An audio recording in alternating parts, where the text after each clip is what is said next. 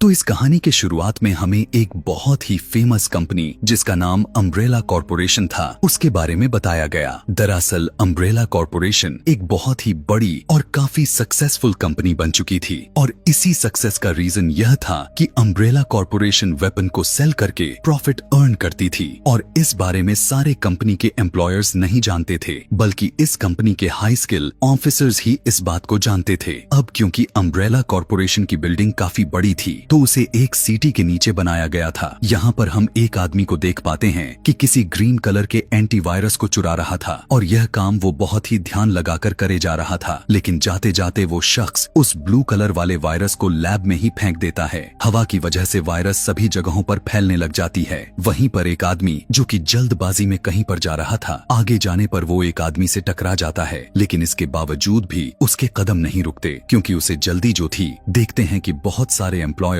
एक लिफ्ट से होता हुआ जाने लग जाते हैं। कुछ ही वक्त के बाद वो लिफ्ट अपने आप ही स्टक हो जाती है। लैब में यूज होने वाले डॉग्स जब उस नीले वायरस को सूंघते हैं तो वो जोर जोर से भौंकने लग गए थे। ऐसे होते ही पूरे के पूरे होल अपार्टमेंट में अलार्म बजना शुरू हो गया। कंपनी के फिट किया गया पानी भी बारिश की तरह गिरने लग जाता है। एक फीमेल एम्प्लॉय सीसीटीवी कैमरे की तरफ देखकर किसी को यह बताने की कोशिश कर रही थी कि यहाँ पर किसी भी तरह का आग नहीं लगा है, इसीलिए इस पानी को बंद कर दिया जाए, लेकिन उसके कहने के बावजूद भी पानी गिरना बंद नहीं हो रहा था। एक दूसरा एम्प्लॉय आकर उसे बताने लग गया कि यह पूरा अपार्टमेंट लॉक्ड हो चुका है और हम सभी यहीं इसी में फंस चुके हैं। अब यहाँ धीरे धीरे पानी जमा होता ही जा रहा था, जिससे वो सभी अब मारे जाने वाले हैं। अब जितने भी एम्प्लॉयर्स लिफ्ट में फंसे हुए थे वो बाहर निकलने की तमाम कोशिश करते हैं। उसी में एक लड़की जो सबसे पहले लिफ्ट से बाहर आना चाहती थी वो बाहर आने की कोशिश में ही मारी जाती है। इसके बाद हमें एक लड़की को दिखाया गया जिसका नाम एलिस था। वो इस टाइम अपनी आंखें खोलती है, लेकिन उसे यह याद नहीं आ रहा था कि वो यहाँ पर कैसे आई और इस टाइम किस जगह पर मौजूद है।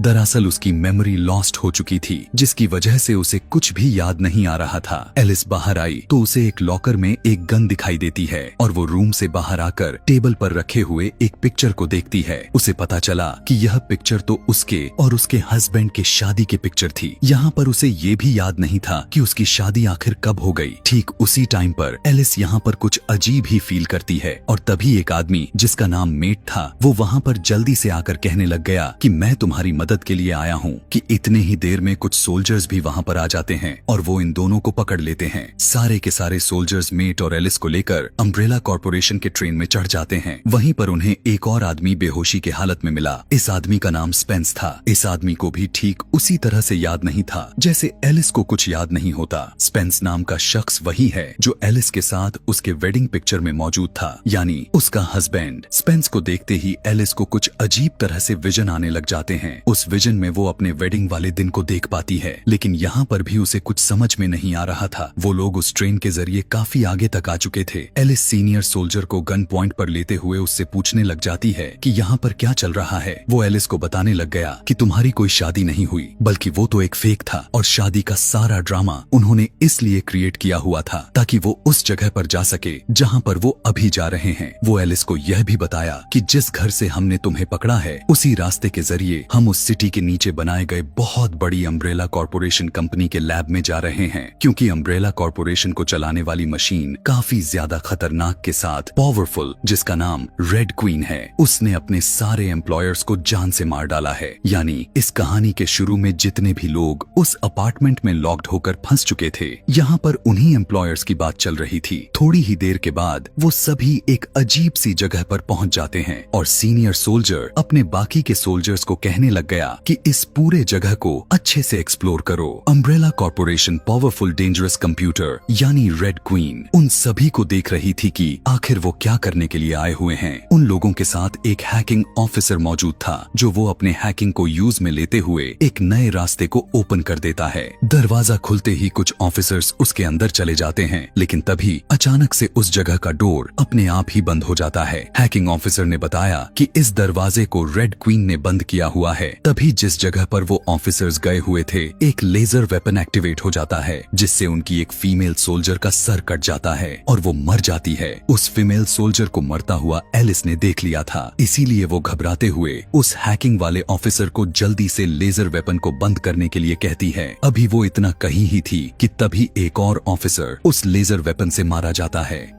सीनियर सोल्जर जो कि अभी भी जीवित था, यह देखकर एलिस उसे कहती है कि वो जल्दी से लेजर वेपन को बंद कर दे, क्योंकि एक एक करके सारे ऑफिसर्स मारे जा रहे थे। और फिर यहाँ पर भी लेजर वेपन सीनियर सोल्जर की तरफ बढ़ते हुए अपना डिजाइन को चेंज कर लिया और उसे उसी डिजाइन वाले शेप में मारता है कि उसकी बॉडी के बहुत सारे टुकड़े हो जाते हैं, जो कि उसकी बहुत ही दर्दनाक मौत होती है। फिर वो हैकिंग ऑफिसर लेजर वेपन को बंद करने में कामयाब तो हो चुका था, लेकिन अब इसका कोई फायदा नहीं होने वाला था, क्योंकि बहुत सारे लोग मारे जा चुके थे। वो हैकिंग वाला ऑफिसर कहने लग गया कि अब रेड क्वीन को बंद करना जरूरी हो चुका है। इतना कहकर वो रेड क्वीन के रूम में चले गए। फिर उसे बंद करने की प्रोसीजर को स्टार्ट कर देते हैं कि तभी यहाँ पर बहुत ही अजीब चीज देखने को मिला कि रेड क्वीन उनके सामने एक होलोग्राम के रूप में आती है और वो उन्हें वॉर्न करते हुए कहती है कि तुम मुझे बंद करने की गलती मत करो। अगर तुमने ऐसा कर दिया तो यहाँ के सारे लाइट्स ऑफ हो जाएंगे और वो यहीं पर फंसकर अपने जान से हाथ धो बैठेंगे। यहाँ पर रेड क्वीन से एलिस पूछने लग गई कि तुमने इस कंपनी के सारे एम्प्लॉयर्स को आखिर क्यों मार डाला। जवाब में वो कहने लग गई कि किसी ने इस कंपनी में टी वायरस को पूरी तरह से फैला दिया था। वो बताती है कि वह वायरस इतना खतरनाक है कि वो पूरी दुनिया के पॉपुलेशन को डिस्ट्रॉय कर सकता है, इसीलिए मैंने इस कंपनी के सारे एम्प्लॉयर्स के साथ साथ उस वायरस को उसी अपार्टमेंट में बंद कर दिया, जिससे वो सारे एम्प्लॉयर्स मारे गए। अभी वो इतना बताई ही थी कि तभी उन्होंने कंपनी के मशीन यानी रेड क्वीन को बंद कर देते हैं और वहाँ के सारे डोर्स ओपन हो जाते हैं। बाहर फीमेल ऑफिसर रेनमेट और एक और पुलिस ऑफिसर उन लोगों का वेट कर रहे थे कि तभी वहाँ पर उन्हें कुछ आवाजें सुनाई देने लग गईं। इसीलिए आखिर यह कैसी आवाज है चेक करने के लिए ऑफिसर रेन जाती है। उसे वहाँ पर कंपनी के एक एम्प्लॉय मिलती है जो डोर ओपन होने की वजह से बाहर आ गई, लेकिन अब वो एक ज़ॉम्बी में कन्वर्ट हो चुकी थी और यह सब कुछ उस वायरस के वजह से ही हो गया था। लेकिन रेन को यह नहीं पता था कि वो एक ज़ॉम्बी बन चुकी है जो अचानक से वो उसके हाथ पर काट लेती है। मदद के लिए रेन जब दूसरे ऑफिसर्स को बुलाने लग गई थी, वहाँ आकर वो ऑफिसर उस ज़ॉम्बी लड़की को आगे ना आने की वॉर्न करता है, लेकिन वो नहीं रुकता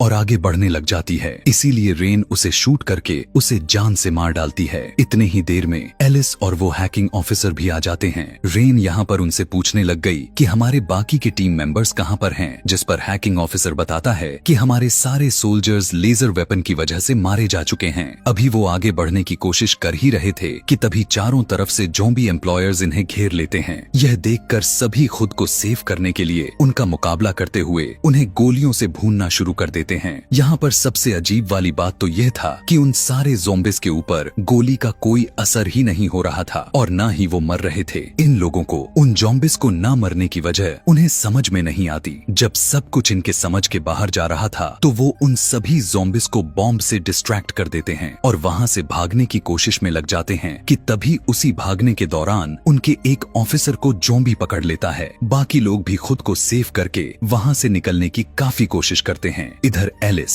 जो कि उन लोगों से अलग होकर बाहर निकलने का रास्ता ढूंढ रही थी कि तभी उसके सामने एक ज़ॉम्बी डॉग आ जाता है। अब कहीं वो उसे काट ना ले, इसीलिए वो जल्दबाजी में एक दूसरे डोर को लॉक कर लेती है, लेकिन वहाँ पर भी एक ज़ॉम्बी पड़ा हुआ था। अपने आप को बचाने के लिए एलिस उससे फाइट करने लग गई और अपने फाइटिंग स्किल से उसे मार देती है। यहाँ पर एलिस को यह भी याद नहीं था कि आखिर वो इतना पावरफुल के साथ साथ उसके पास इतने सारे स्किल्स उसके अंदर कैसे हैं, और यह उसके लिए कोई बड़ी बात तो बिल्कुल भी नहीं थी, क्योंकि वो यह भूल चुकी थी कि वो अम्ब्रेला कॉर्पोरेशन कंपनी के मेन सिक्योरिटी ऑफिसर रह चुकी थी। एलिस उस ज़ॉम्बिस की गन लेते हुए उन सारे डॉग्स को शूट करके उन्हें मार देती है। मेट भी वहाँ पर कुछ ढूंढ रहा था कि तभी वहाँ पर एक ज़ॉम्बी लड़की आ जाती है। पता चला कि यह ज़ॉम्बी लड़की असल में मेट के सिस्टर थी। अब क्योंकि वो भी एक ज़ॉम्बी ही थी तो जाहिर है कि वो कहाँ रुकने वाली थी, लेकिन बिल्कुल ठीक वक्त पर एलिस आकर मेट की जान बचा लेती है। मेट एलिस को बताता है कि ये मेरी सिस्टर थी और वो दोनों मिलकर अम्ब्रेला कॉर्पोरेशन कंपनी के गैर कानूनी कामों के खिलाफ एविडेंस को कलेक्ट किए जा रहे थे ताकि वो अम्ब्रेला कॉर्पोरेशन के इस प्रोसीजर को आगे बढ़ने से रोक सकें। वो बताता है कि उसके इस काम में उसके बहन का साथ यहाँ की एक सिक्योरिटी ऑफिसर दे रही थी, लेकिन फिर अचानक से वहाँ पर कुछ ऐसा हुआ कि पूरे कंपनी कंपनी में किसी ने टी वायरस को फैला दिया, जिससे उसके सिस्टर के साथ साथ सभी एम्प्लॉयर ज़ॉम्बी में बदल गए। यहाँ पर मेट ये बात नहीं जानता था कि वो जिस सिक्योरिटी ऑफिसर की बात कर रहा है वो कोई और नहीं बल्कि एलिस ही है, जो कि इस काम में वो उसकी सिस्टर की मदद करने वाली थी। यहाँ पर पता चलते ही एलिस भी इस बात को छुपा कर रखती है कि वो उसकी बहन को जानती थी और वही सिक्योरिटी ऑफिसर है। इधर इन सभी को चारों तरफ से ज़ॉम्बिस ने घेर लिया था और तब जाकर एलिस रेड क्वीन को चालू करने को कहती है, क्योंकि एक वही थी जो उन्हें यहाँ से निकलने का सेफ रास्ता बता सकती थी।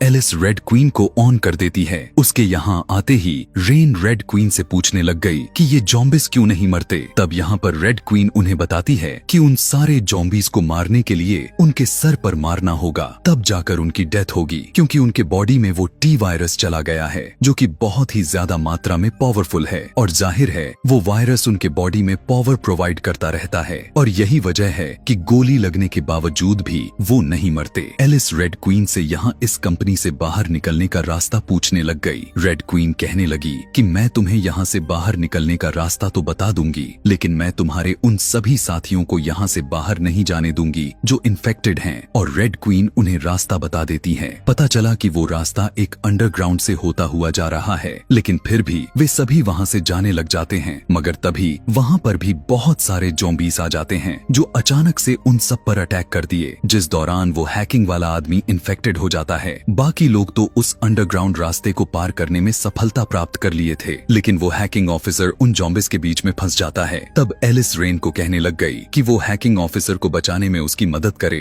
लेकिन रेन से निशाना ठीक से नहीं लगता। तब एलिस एक ही बार में काफी अच्छे से निशाना लगाकर उस ऑफिसर को बचा लेती है, लेकिन फिर भी वो हैकिंग ऑफिसर फिर से फंस जाता है। मगर इस बार वो बाकी के बचे हुए साथियों को वहाँ से अपनी जान बचाकर निकलने के लिए कहता है। काफी इमोशनल में ना चाहते हुए भी वो लोग उस वहीं पर छोड़कर आगे बढ़ जाते हैं। बाहर आने के बाद एलिस को याद आता है कि टी वायरस का एंटीवायरस भी है, जिसे वो उसे लगाकर उसकी जान बचा लेगी। यही सोचते हुए एलिस उस एंटीवायरस को ढूंढने में लग जाती है, लेकिन वो उसे नहीं मिलता। यहाँ पर उसे यह बात यह समझ नहीं आती कि वो एंटीवायरस तो यहीं कहीं होना चाहिए था, तो फिर भी वो यहाँ पर क्यों नहीं है। यह सब देखकर मेट एलिस से पूछने लग गया कि तुम टी वायरस और एंटीवायरस के बारे में आखिर कैसे जानती हो। तब यहाँ पर एलिस वो राज खोल देती है। वो कहती है कि मैं ही वो सिक्योरिटी ऑफिसर हूँ जो उस वायरस यानी एंटीवायरस को चुराकर तुम्हारे सिस्टर को देने वाली थी, ताकि तुम और तुम्हारे सिस्टर अम्ब्रेला कॉर्पोरेशन कंपनी की रियलिटी दुनिया के सामने ला सको। स्पेन्स को याद आता है कि वही वो चोर है जिसमें एंटीवायरस को चुराया था और उसने टी वायरस को पूरे लैब में फैला दिया था और जल्दबाजी में वो एक एम्प्लॉय से टकरा भी गया था, लेकिन वो वहाँ से तो बचकर बाहर आ जाता है और ट्रेन में जाकर बेहोश हो गया था